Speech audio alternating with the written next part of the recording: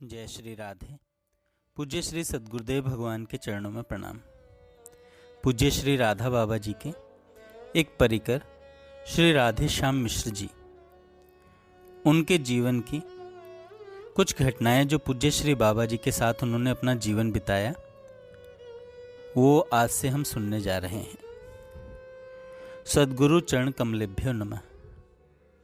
मेरे बाबा राम। ये राधे श्याम मिश्र जी पूज्य राधा बाबा को मेरे बाबा राम कहा करते थे। मिश्र जी कहते हैं, मुझे अपने बाबा राम के श्री चरणों में 20 वर्षों तक सेवा करने का मौका मिला। सन 1972 से सन 1992 तक मेरे श्री सीताराम ही बाबा बनकर 20 वर्षों तक मुझे प्यार दुलार करते रहे। कोई भी संत मुझ जैसे अधम को अपनाकर अपनी हंसी न कराता। बाबा तो मेरे राम थे। उन्होंने खींचकर मुझे अपनी गोद में बैठा लिया। उनके सानिध्य में जीवन का जो सुख पाया वह साकेत में भी शायद ना हो। ये लीलाएं जो यहाँ लिखी हैं वे क्रम से नहीं हैं, कोई पहले की है कोई बाद की। इनको लिपिबद्ध करने का विचार आने पर जिस समय जो लीला याद आई मैंने उसे अपनी डायरी में लिख लिया। इसी से क्रम भंग है। इन्हें लिखने का एकमात्र उद्देश्य यही था कि कभी कभी एकांत में बैठकर उन्हें पढ़कर अपने बाबा राम के लिए रो लिया करूं। सद्गुरु की कामना। बंदों गुरुपद कंज, कृपा सिंधु नर रूप हरि, महामोह तम पुंज, जासु वचन रवि कर निकर। जब मैं छोटा बालक था तब मेरे पिताजी एवं माताजी ने अपने खानदानी गुरु से दीक्षा ली थी। मुझे ज्ञात हुआ कि गुरुजी बहुत पढ़े हुए विद्वान नहीं हैं। अकस्मात मेरे मन में ऐसा भाव आया कि मैं तो ऐसे महापुरुष को गुरु बनाऊंगा जिनका कोई जोड़ नहीं होगा, जिनमें कोई कमी न निकाल सकेगा। पूज्य बाबा से प्रथम भेंट। मैं रेलवे स्टेशन गोरखपुर में टिकट बाबू के पद पर कार्यरत था। यह घटना सन 1969 की या 70 की राधाष्टमी के उत्सव की है। मैं गीता वाटिका के निकट में ही किराए के मकान में रहता था। श्री भाई जी को वर्षों से जानता था, परंतु गीता वाटिका में कभी नहीं गया। श्री भाई जी एवं गोस्वामी जी ये दोनों मुझे अंतःकरण से बड़े पूज्य लगते थे। मेरे एक मित्र जो मेरे साथ काम करते थे, उनसे मैंने एक बार पूछा, क्या आप कभी भाई जी से मिले हैं? उन्होंने कहा, वे तो कमरे में बंद रहते हैं, किसी से मिलते नहीं। उनकी इस बात को सत्य मानकर मैं गीता वाटिका नहीं गया, क्योंकि मेरा प्रयोजन तो श्री भाई जी के दर्शन से था। रामचरितमानस की यह घोषणा है, संत विशुद्ध मिलहि पर तेहि, चितवहि राम कृपा करी जेहि। मेरे राम की मेरे ऊपर कृपा हो गई और श्री राधा जी के प्राकट्य दिवस श्री राधा अष्टमी पर मुझे कहीं से पता चला कि आज भाई जी का प्रवचन होगा। मैं कार्य से समय निकालकर श्री भाई जी के दर्शन की अभिलाषा लिए राधा अष्टमी पांडाल में पहले से जाकर बैठ गया। मेरे बाबा, जिनके आज से पहले कभी दर्शन नहीं किए थे, वहाँ बैठे थे, आंखें बंद, न हिलना न डुलना, जैसे कोई जड़ हो। मैंने विचार किया कि यह कोई बहुत बड़े सूरदास महात्मा हैं, जिन्हें भाई जी हिमालय से लाए होंगे। मैं उन्हें बार बार निहारता रहा। इसी बीच श्री भाई जी आकर विराजित हुए। उनके सामने एक छोटी सी चौकी रखी गई। उस पर श्री भाई जी ने अपने साथ लाए कागज रखे। माइक सामने रखा गया। श्री भाई जी का प्रवचन आरंभ हुआ। श्री भाई जी की एक पंक्ति मुझे अब तक याद है, जिसे उन्होंने सर्वप्रथम कहा, मैं बिना लिखे भी बोल सकता हूँ, परंतु मैंने इसे इसलिए लिख लिया है कि जिससे कोई त्रुटि न रह जाए। क्योंकि जहाँ बहुत से लोग टेप कर रहे हैं। प्रवचन समाप्त कर भाई जी उठे और बाबा का हाथ पकड़कर मंच से उतरकर चले गए। मैं भी तुरंत वाटिका से चला आया। मैं नहीं जानता था कि बाद में प्रसाद भी वितरण होता है। मुझे तो भाई जी के प्रथम दर्शन का महाप्रसाद प्राप्त हो गया था। संत परोपकारी होते हैं। पर उपकार वचन मन काया, संत सहज स्वभाव खगराया। श्री भाई जी ने शायद सोचा कि यह मिसिर भविष्य में बाबा का प्यारा बनेगा। मुझे मेरे बाबा राम के दर्शन करा दिए।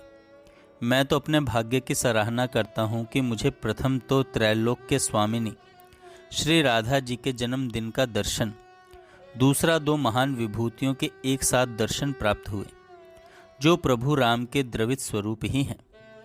इस घटना से मुझे श्री भरद्वाज जी के वचन, सब साधन कर सुफल सुहावा, लखन राम सिए दर्शन पावा, तेहि फल कर फल दर्श तुम्हारा, सहित प्रयाग सुभाग हमारा, बार बार याद आते हैं जो प्रयागराज में भरत जी से कहे जब वे प्रभु राम को मनाने चित्रकूट धाम जा रहे थे। मेरा मन सदगुरु की खोज में सदा लगा रहता था। सन 1972 की बात है। अपनी ड्यूटी करके सायंकाल घर जा रहा था कि मार्ग में मेरी भेंट विष्णु मंदिर के पास वृंदावन के एक महात्मा श्री रंगीली शरण जी से हो गई, जो गीता वाटिका में ठहरे हुए थे। वे उन दिनों धर्मशाला में श्रीमद् भागवत की कथा कह रहे थे। उनके साधु वेश को देखकर मैं साइकिल से उतर गया, उन्हें प्रणाम किया। उत्तर में उन्होंने राधा राधा कहा। उनसे बात करने के बाद मेरे मन में आया कि मैं इन्हें गुरु बना लूं। घर पहुंचकर मैंने धर्मपत्नी से परामर्श लिया। वे तैयार हो गईं कि शुभ दिन देखकर दीक्षा ले ली जाए। दूसरे दिन ड्यूटी करने के बाद मैं असुरन चौराही से गीता वाटिका की तरफ चला, यह सोचकर कि चलकर महात्मा जी से प्रार्थना करूं कि वे हमें दीक्षा दे दें। ज्यों ही मैं चौराहे से आगे बढ़ा, मुझे गुरुचरण जी श्री बाबा के परिकर मिल गए। वे कभी कभी स्टेशन जाते थे, उनसे थोड़ा सा परिचय था। उन दिनों में गीता वाटिका नहीं जाता था। गुरुचरण जी ने मुझसे पूछा, कहाँ जा रहे हो? मैंने उन्हें अपने मन के भाव बतलाए। तब उन्होंने मुझसे कहा, आप घर लौट जाइए, वे आपको दीक्षा देने लायक नहीं हैं। आपको यदि सद्गुरु की चाह है तो आप गीता वाटिका आइए, वहाँ एक संत रहते हैं, उनसे मिलिए। मैं वहीं से तुरंत लौट पड़ा, यह सोचकर कि जिनमें अभी से ही किसी को कमी दिख रही है, उन्हें मैं गुरु नहीं बनाऊंगा। दूसरे दिन सायंकाल 7 बजे मैं गीता वाटिका पहुंचा। वहां मैंने बाबा के दर्शन किए। पहले दिन ही उन्होंने जो कृपा मुझ पर की, उसने मुझे उनका बना दिया। जब मैं पहुंचा तो बाबा भिक्षा कर रहे थे। मेरे साथ साथ ही 2 अन्य व्यक्ति भी पहुंचे। बाबा ने हम तीनों से एक साथ ही पूछा, आप लोग किस जाति के हैं? देखिए, यह वैश्य की भिक्षा है और परसने वाले भी प्रायः वही हैं। क्या आप लोग प्रसाद पाएंगे? उन लोगों ने इनकार कर दिया, परंतु मैं चाहते हुए भी बोल न सका, क्योंकि साथ में आए दोनों व्यक्ति इनकार कर चुके थे। प्रभु कृपा से वे जल्द ही उठकर चले गए। तब एक निर्लज्ज की भांति मैंने बाबा से कहा, मैं प्रसाद पाऊंगा। बाबा ने कहा, अभी तो आपने नहीं कहा था। मैं बोला, बाबा मैंने नहीं कहा था, उन लोगों ने कहा था। वे मेरे साथ आपके पास आए थे, किंतु मुझसे अपरिचित थे, मैं उनका साथी नहीं हूँ। उन्होंने मुझसे फिर पूछा, वैश्य की भिक्षा है, परसने वाले भी प्रायः वही हैं। यदि आप प्रसाद पाना चाहें तो पा सकते हैं। बाबा ने मुझे प्रसाद पाने के लिए लखपति बाबू के बगल में बिठाया और उनसे कहा, नए आदमी हैं लखपत बाबू, आप ख्याल रखिएगा कि इन्हें सब सामान मिल जाए और ठीक से खा लें। थोड़ी देर बाद बाबा ने देखा कि मुझे एक प्रकार की सब्जी नहीं परोसी गई थी। बाबा ने लखपत बाबू से पूछा, क्यों लखपत बाबू, इन्हें एक सब्जी नहीं मिली है क्या? फिर वह सब्जी परोसी गई। बाबा बार बार यह कहकर पछताते रहे, हाय रे, यह व्यक्ति क्या कहेगा। मुझसे बोले, महाराज आप क्षमा करिएगा, भूल हो गई। वे जैसे जैसे बोलते जाते मैं बिकता जाता और प्रथम मिलन के दिन ही मैं उनके हाथों बिक गया। तत्क्षण निश्चय किया कि यही मेरे सद्गुरु होने योग्य हैं, इन्हीं से मैं दीक्षा लूँगा। उसी समय उन्होंने मुझे एक आदेश भी दिया, जीवन में कभी घूस मत लेना। मैंने भी प्रतिज्ञा कर ली कि जब घूस लेना बंद कर दूंगा तभी इनके पास आऊँगा, अन्यथा जब इनकी बात माननी ही नहीं तब आने से क्या फ़ायदा। इसी बीच माघ मास आया। मेरा प्रयाग जाने का नियम था, सो मैं प्रयाग चला गया। वहाँ एक अच्छे संत श्री विद्यानंद जी महाराज आते थे। उनका बहुत बड़ा पंडाल लगता था। वे 1 महीना प्रयाग में रहते थे। एक दिन रात में 8 बजे जब उनका प्रवचन समाप्त हो गया, तब मैं उनकी कुटिया में घुस गया, उनके चरणों में गिर पड़ा और उनसे दीक्षा देने के लिए प्रार्थना की। वे बड़े सरल संत थे, बहुत लोगों को दीक्षा भी देते थे, परंतु मेरी प्रार्थना को अस्वीकार करते हुए बोले, भैया मैं तुम्हें दीक्षा देने लायक नहीं हूँ। तुम्हारे ऊपर किसी ऐसे संत की कृपा हो गई है जहाँ मेरी पहुँच नहीं है। तुम किसी और के हो, मेरे नहीं। मैं नहीं जानता कि वे कौन हैं, इसलिए तुम भटको नहीं, उन्हीं के पास चले जाओ। उनकी बात से मुझे पक्का विश्वास हो गया कि बाबा ने मुझे अपना लिया है। कुछ महीनों बाद मैंने जीवन भर घूस न लेने की प्रतिज्ञा कर ली और बाबा मुझे कब दीक्षा देंगे इस प्रतीक्षा में प्रतिदिन गीता वाटिका जाना प्रारंभ कर दिया। फिर यह नियम सदा बना रहा।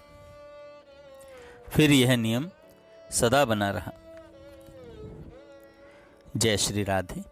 आगे हम कल सुनेंगे।